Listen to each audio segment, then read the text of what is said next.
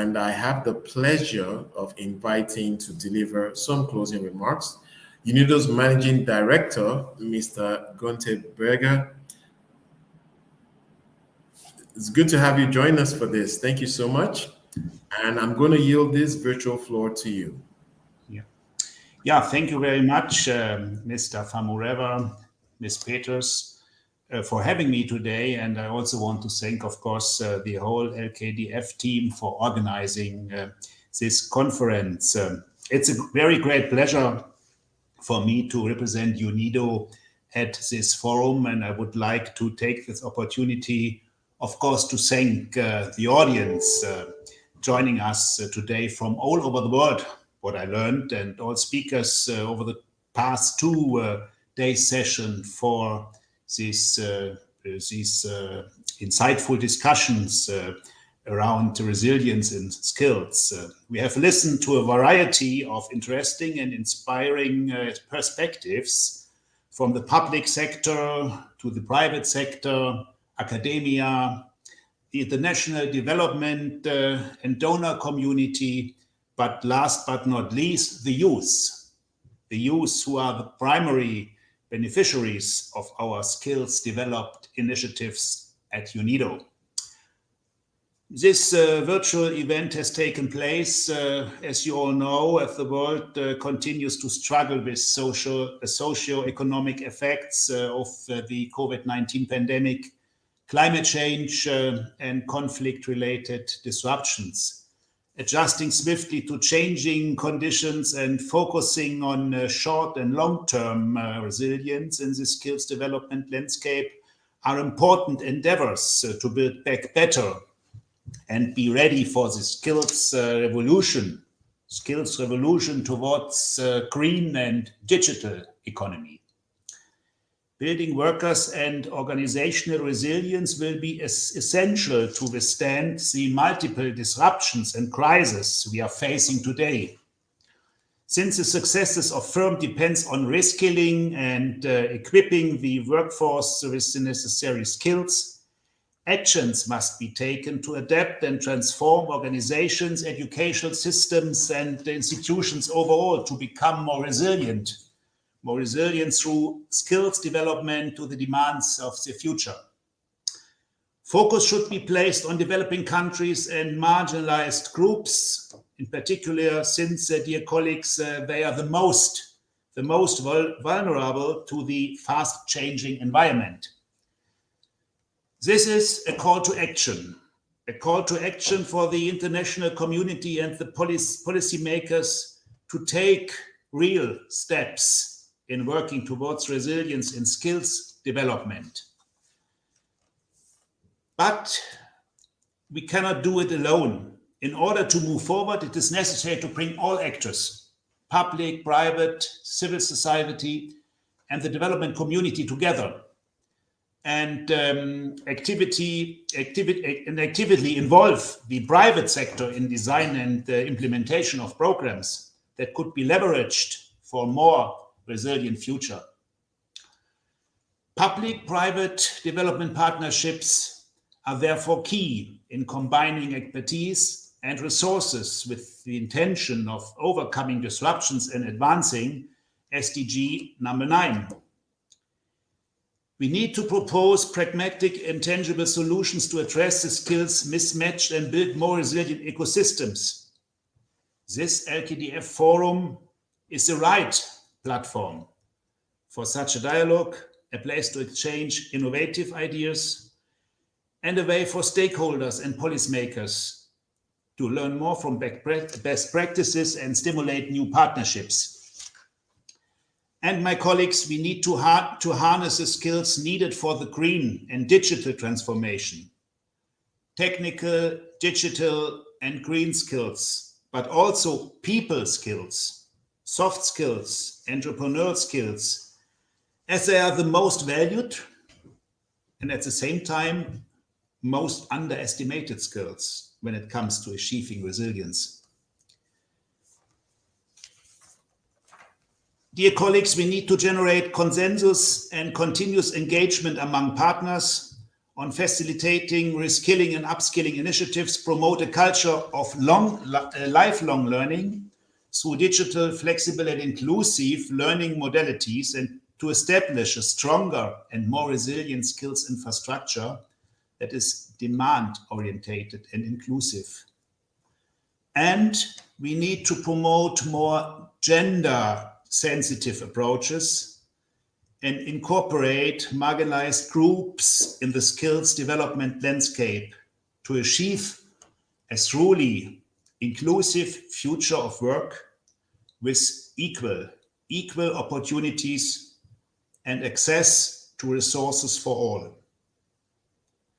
Looking back at the forum, it is of utmost importance that the international community participates in debates and takes an active role in advocating for such efforts in order to build a more resilient and sustainable future towards the digital and green transition in the face of current and future shocks. So let us not miss this opportunity, and let us work together to create a resilient, inclusive, and sustainable world. I thank you very much.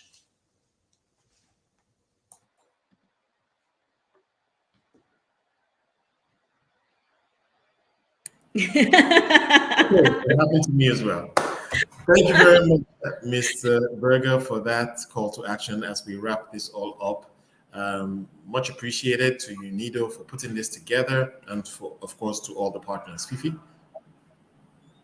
Yeah, certainly. It's been a fantastic 2 days of learning of how to address a critical need right now, the skilling and the reskilling emergency that we are facing. I'll just circle back to the point that was made by a couple of speakers throughout the day. Just the fact that, I mean, we've got 1 billion jobs right now that are at risk of being displaced by technology. Apparently, that's around a third of the workforce. And if the call to action that has been made by Mr. Gunther is not here to, I think that the world or global leaders will have a serious problem on their hands, but something makes me feel a little bit confident that all the conversations that we have had in the past 2 days have not fallen on deaf ears, and that those conversations will actually move forward into implementable actions and tangible actions. Wale. No doubt, no doubt. It's been a really enlightening 2 days. And I think it would be great to just summarize some of the key takeaways. Maybe I'll just start by just taking us back to day one and some of the key messages. An ecosystem is key. I think that was made in one of the panels that you moderated. And I think that's what we're starting with today's conversation.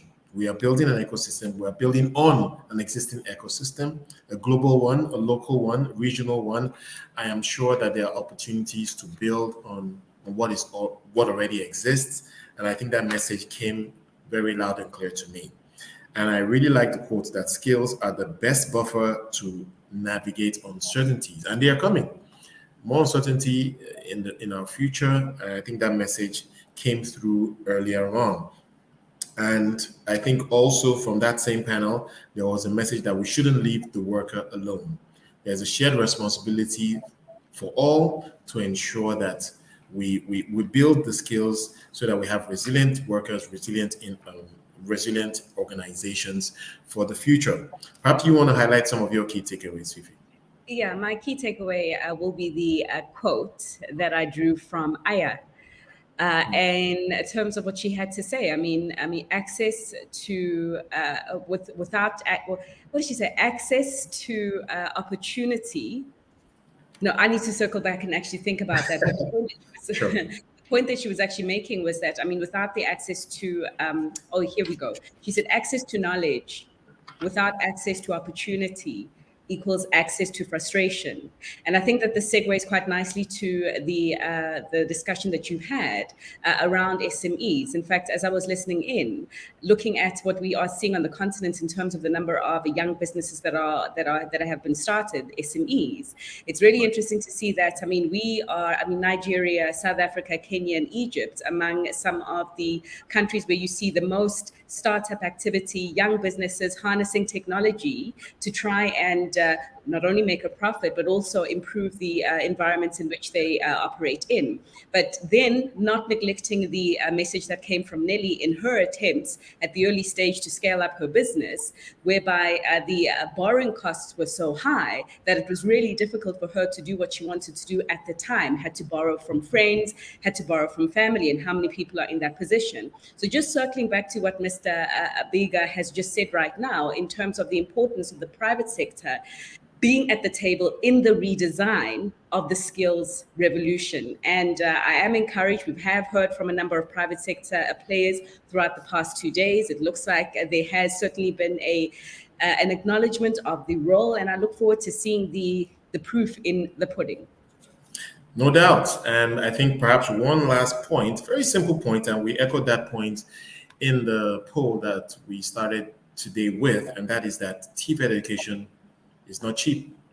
And stakeholders need to appreciate the fact that we have to come together to make it happen. TVET can make such a huge impact in our world. And the more, so I say, popular tertiary education, which obviously is driven by the expectation of maybe more income because you have a university degree and so forth. I think that we're moving into a world now that TVET will lead the way because of the skills that are needed for the future. And I think that the recognition of this by all stakeholders in every country, every region will make a huge difference. Yeah. Well, as you talk about leading the way, I think it's time that we let the participants get on their way. In fact, Wale, to disclose some breaking news that happened while you were busy with your panelists. The UK has just lost yet another prime minister who's been in place for only 44 days. Yes, Prime Minister Liz Truss has resigned. I think that a lot of the participants may have vested interests and may have to attend to what that situation may bring about. So let's get to wrapping up. I actually would just like to thank everyone, thank Mr. Berger for closing the event for us.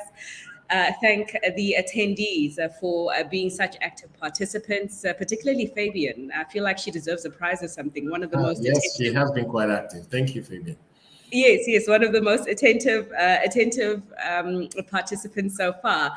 Clapping to you entirely, and also this is my third. Oh my goodness, this is my third LKDF virtual forum. Well, who knows? Maybe next year's one will be more of a hybrid model where we might be there physically. Looking forward to that potentially. But yeah, I just want to thank everyone and all the speakers, and more importantly, for the high quality engagement that we have had in the past 2 days and for their time.